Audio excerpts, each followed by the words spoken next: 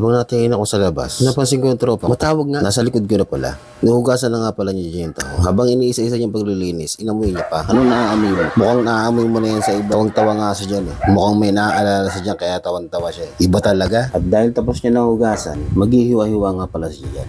Bawang, sibuyas. Babalat ka na naman ba't para nabuang ka na. Pagkatapos ng balatan, hiniwa-hiwa niya ng sibuyas. Nung matapos niyang hiwain, sinunod naman niya yung luya. Pagkatapos niyang hiwain ng luya, syempre nagpainit na nga kami dyan. Nilagay na nga yung mantikilya dyan. Ano daw? Mantikilya? Nilagay ko na nga pala dyan yung sibuyas na mamula. Habang hinahalo nga na nga ang tropa, ilalagay na nga dyan yung bawang at luya. Ibang klase nga magluto yung tropa ko dyan, napapakagat labi dahil sa sarap. At dahil sa akin madali niya, ayan tuloy ang nangyari.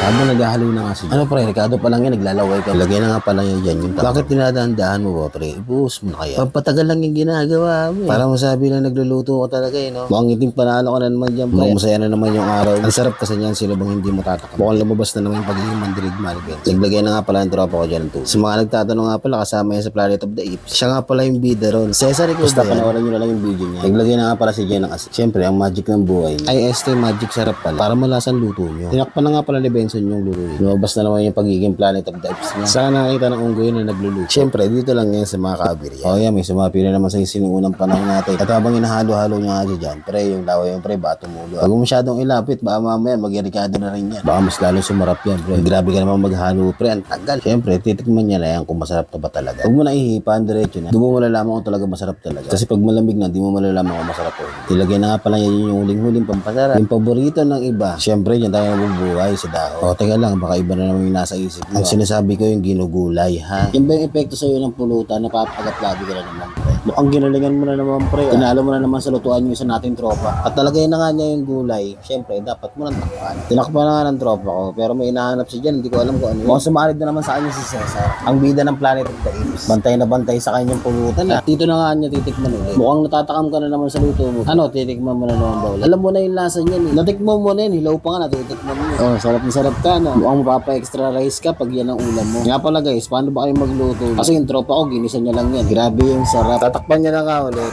At pagkatapos yung takpan, syempre papatayin niya na kasi nga luto na nga.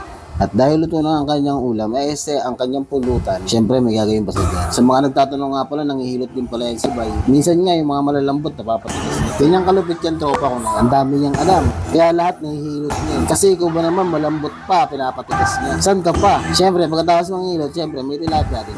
Dahil hindi ko na i-video yung baboy, dito na lang sa pagluto. Ba't di na ka mag-prito, pre? Yung mukha mo nagdamay. Tapon-tapon pa nga yung mantika niya, mamadali niya eh. Dito sinunod na namin yung tilapiyang napakalaki. Ang sarap, grabe. Nagka-snow sa bahay.